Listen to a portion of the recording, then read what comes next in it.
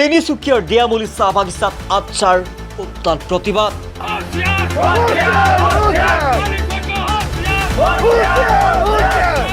বাগিচাত স্থানীয় শিক্ষিত যুৱক যুৱতীক নিযুক্তি নিদিয়াৰ অভিযোগ। শীঘ্ৰেই বাগিচাত খালী হৈ থকা পদ পূৰণ কৰাৰ দাবী।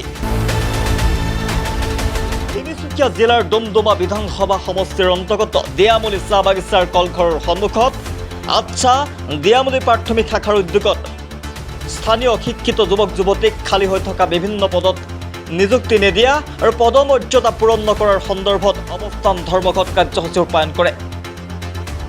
দিয়ামুলি প্ৰাথমিক শাখা আচ্ছাৰ লগত সংগ দিয়ে দিয়ামুলি আদিবাসী ছাত্ৰ সন্থায়ো। বাগিচাখনৰ খালী হৈ থকা পদসমূহত অতি শীঘ্ৰেই নিযুক্তি প্ৰদান কৰা, স্থানীয় শিক্ষিত যুৱতীক নাৰ্ছত নিযুক্তি দিয়া, বাগিচাৰ চিকিৎসালয়ত স্থায়ী চিকিৎসকক নিযুক্তি দিয়াকে ধৰি মুঠ 6 দফীয়া দাবীৰে অৱস্থান ধৰ্মঘট পালন কৰা সংগঠনটোৱে। উল্লেখযোগ্য যে অৱস্থান ধৰ্মঘট কাৰ্যসূচী ৰূপায়ণ কৰা দিয়ামুলি চাহ বাগিচাৰ পৰা মাত্ৰ 8 কিলোমিটাৰ দূৰত্বতেই লখিমপুৰ লোকসভা সমষ্টিৰ প্ৰাৰ্থী প্ৰদান বৰুৱাই নিৰ্বাচনী প্ৰচাৰত ব্যস্ত হোৱা দেখিবলৈ পোৱা যায়। বাগিচাখনৰ মুখ্য পৰিচালকক 6টা দাবী সম্বলিত স্মাৰক পত্ৰ প্ৰদান কৰে সংগঠনটোৱে। দিয়ামুলি প্ৰাথমিক গোটৰ উদ্যোগত আৰু নোৱা শাখা সমিতি সহযোগ কৰিছো, উপশাখা সহযোগিতা কৰিছে। আৰু বিশেষকৈ ধন্যবাদৰ কথা এইটোৱেই যে স্থানীয় আদিবাসী ছাত্ৰ সন্থা আমাক এই অৱস্থান ধৰ্মঘট কাৰ্যসূচীত ওলাই আহিছে সহযোগিতাৰ বাবে। আৰু স্থানীয় আমাৰ যিখিনি খাটি থকা বিশেষকৈ শিক্ষক মহুৰী যিসকল আছে তেখেতসকলৰ সহযোগিতা কৰিছে, কাৰণ তেখেতসকলৰ বাবে আমি আজি ওলাই আহিছো। কাৰণ আমি ধৰ্মঘট পালন কৰাৰ উদ্দেশ্য এটাই, যিহেতু আমি বিগত 10 বছৰ মানৰ পৰা জেমছ ৱাৰেন আমাৰ দিয়ামুলি চাহ বাগিচা কোম্পানীটোক আমি খালী হৈ থকা পদসমূহ পূৰণ কৰিবৰ কাৰণে দাবী জনাই আহিছো।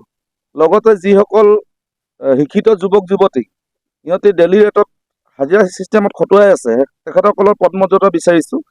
কাৰণ এজন শিক্ষক কৰিছে, এটা গ্ৰেজুৱেটেড পাৰ্চন ল'ৰাই, তেখেতৰ ঘৰখন চলিব কেনেকৈ?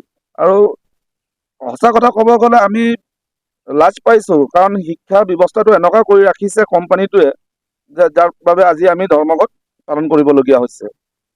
আৰু বিশেষকৈ আমি আজি এই ধৰ্মঘট কাৰ্যসূচীৰ দ্বাৰাই আমি দাবী স্মাৰক পত্ৰ এখন তৈয়াৰ কৰিছোঁ।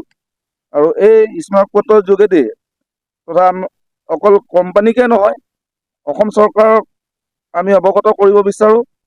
আৰু বিশেষ কৰি চৰম মন্ত্ৰী ডাঙৰীয়াক আমি এইখিনি কথা অৱগত কৰিব বিচাৰোঁ। কাৰণ সম্পূৰ্ণৰূপে অসম চৰকাৰৰ যি চৰম বিভাগ আছে, চৰম মন্ত্ৰী আছে, চৰম মন্ত্ৰী ডাঙৰীয়াৰো কিছু গাফিলতি আছে বুলি আমি ভাবোঁ অসম চাহ জনজাতি ছাত্ৰ সন্থাই। কিয়নো আজি জেমছ ৱাৰেন নামৰ কোম্পানীটো যি হেতালি খেলি আছে আমাৰ স্থানীয় যুৱক যুৱতীৰ ওপৰত, শিক্ষিত যুৱক যুৱতীৰ ওপৰত, দুৰ্ভাগ্যৰ কথা। কাৰণ সঁচা কথা ক'ব গ'লে আজি আমাৰ অঞ্চলবিলাকৰ পৰা, বাগিচা অঞ্চলবিলাকৰ পৰা সেই চেন্নাই বেংগলোৰবিলাকত কিয় যাব লগা হৈছে শিক্ষিত যুৱক যুৱতীসকল? আপোনালোকৰ দাবী কি? আমাৰ দাবী হৈছে এতিয়া বৰ্তমান শিক্ষিত যুৱক যুৱতীসকলক খালী হৈ থকা পদসমূহত নিযুক্তি প্ৰদান কৰিব লাগে। বৰ্তমান কৰ্মৰত শিক্ষিত যুৱক যুৱতীক পদমৰ্যাদা প্ৰদান কৰিব লাগে। বাগিচা বদলি কাম অতি শীঘ্ৰে মোকলাই দিব লাগে।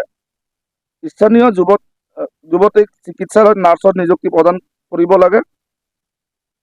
আৰু পঞ্চমটো আমাৰ দাবী হৈছে বাগিচাৰ চিকিৎসালয়ত স্থায়ী চিকিৎসকৰ ব্যৱস্থা নাই, যাৰ ফলত আমাৰ বাগিচাৰ শ্ৰমিক ৰাইজে বিভিন্ন ৰকমৰ সমস্যাত ভুগিব লগা হৈছে। হয়, আমি আজি প্ৰথমবাৰ আমি ধৰ্মঘট পালন কৰিছোঁ। আজি এই দাবী যদি পূৰণ নহয়, আমি ৰাজপথলৈ ওলাই যাবলৈ সাজু আছোঁ। Reports of the reality.